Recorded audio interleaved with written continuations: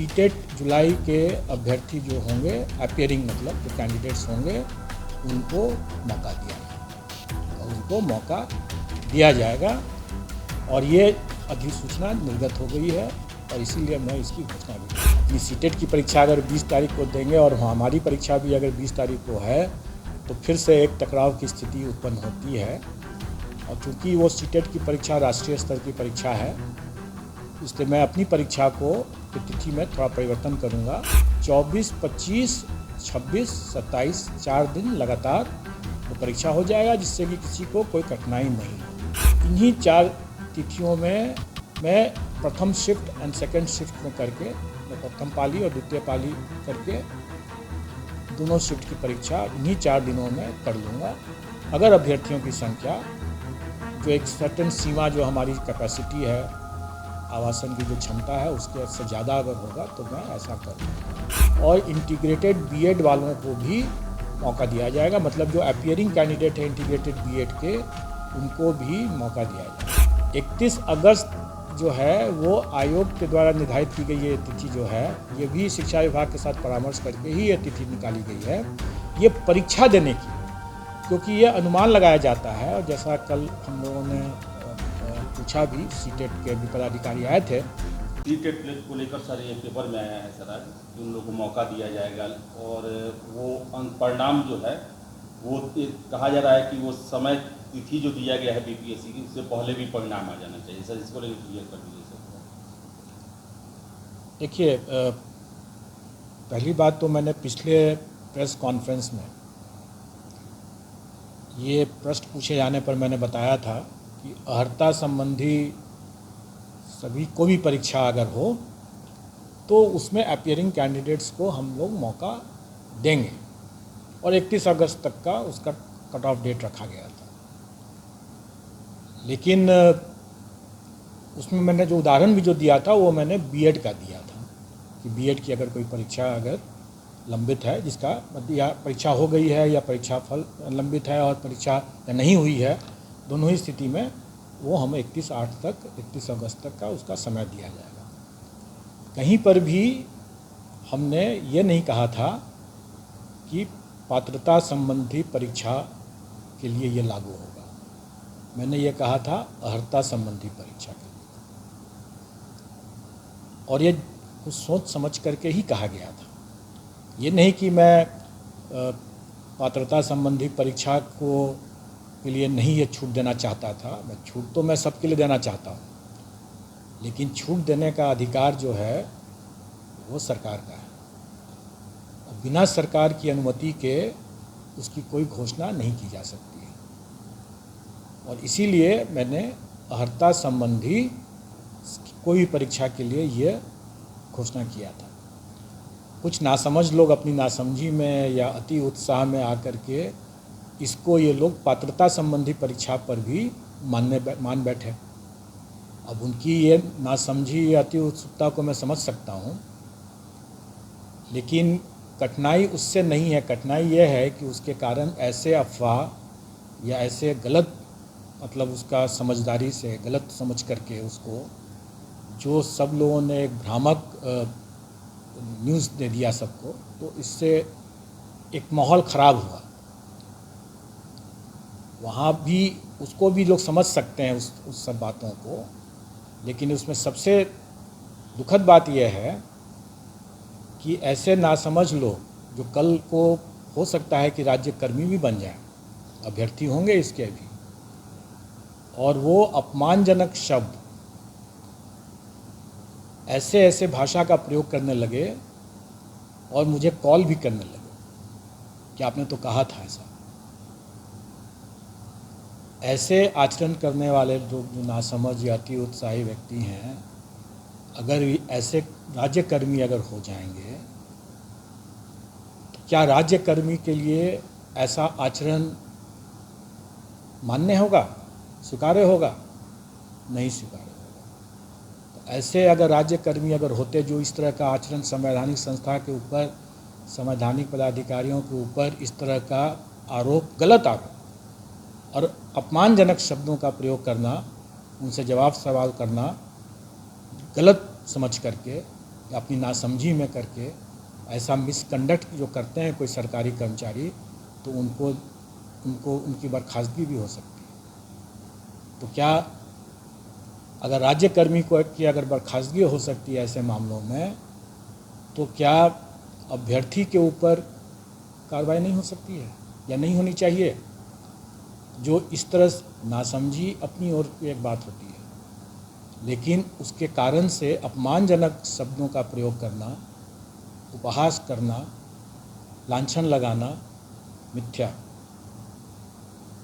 ये उनके चरित्र बतलाता है, जो कि सरकारी कर्मचारी होने के लिए उपयुक्त चरित्र नहीं है ये।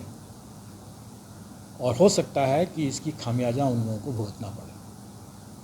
जो ऐसे जो नासमझ लोग अपने अति उत्साह में आ करके अनाप शनाप इस तरह की बात किए हैं, ये तो मैंने अपने उस पिछले पीसी के बारे में बताया उसके संदर्भ में कि मैंने अर्हता संबंधी घोषणा किया था, अर्हता संबंधी परीक्षा के लिए, पात्रता संबंधी परीक्षा के लिए नहीं।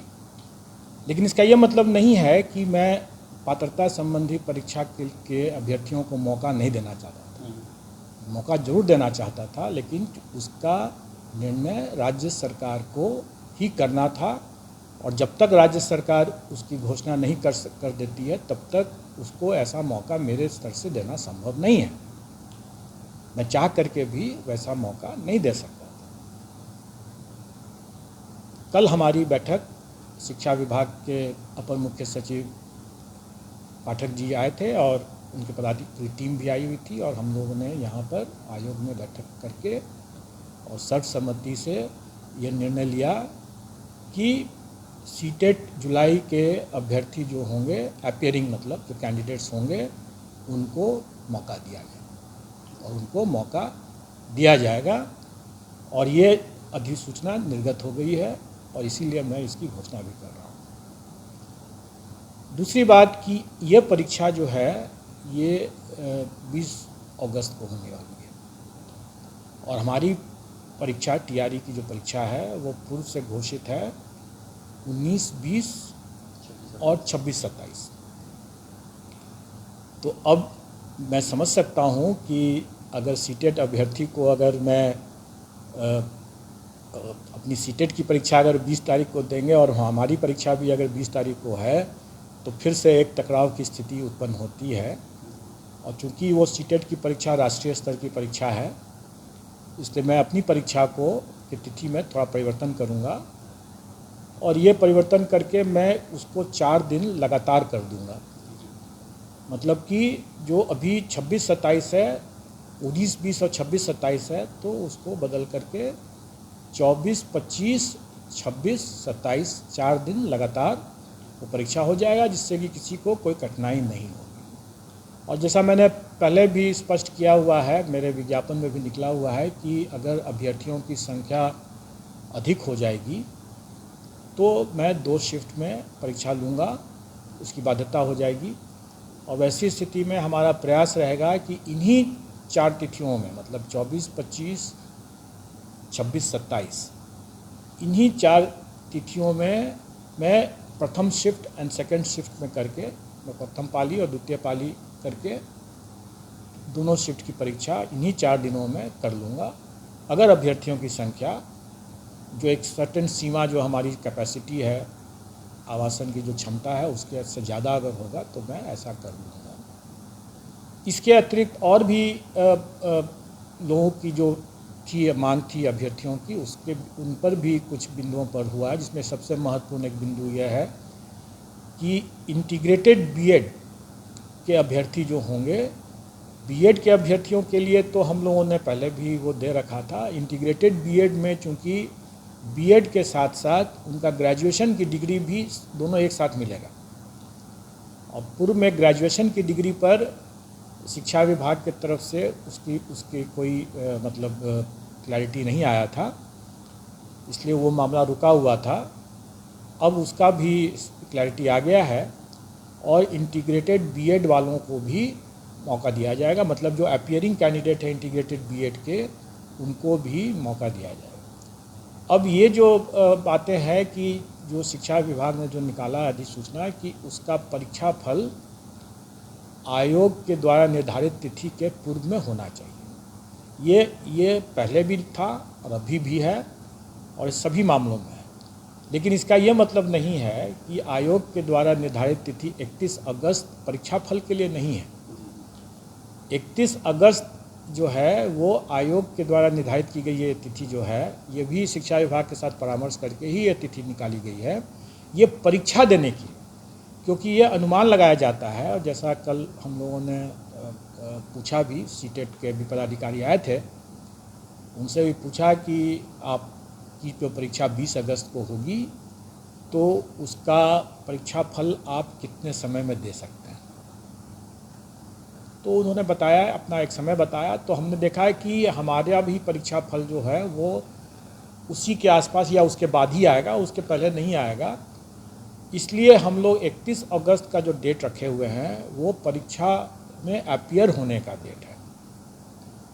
तो सीटेट के परीक्षार्थी जो 20 अगस्त को जो परीक्षा देंगे वो आराम से दे सकते हैं, और टीआरई की परीक्षा भी वो 24, 25, 26, 27 को दे सकते हैं। और मुझे उम्मीद है कि उनका परीक्षा फल जो हमारे अपनी परीक्षा फल आने के पहले वो आ चुका रहेगा। इसलिए उनको उस कट ऑफ तिथि से उनको घबराने की ज़रूरत नहीं है, क्योंकि उसका निर्धारण अभी हुआ भी नहीं है। और वो मैं तब करूँगा जब मेरा अपना परीक्षा फल जब तैयार हो जाएगा, तभी हो पाएगा वो। उसके पहले उनका आ जाना चाहिए, हमारे परीक्षा फल के निकलने के पहले उनका आ जाना चाहिए। उसकी तिथि का निर्धारण मैं बाद में करूँगा, लेकिन अभी उससे वो प्रभावित नहीं होंगे और वो आराम से दे सकते हैं।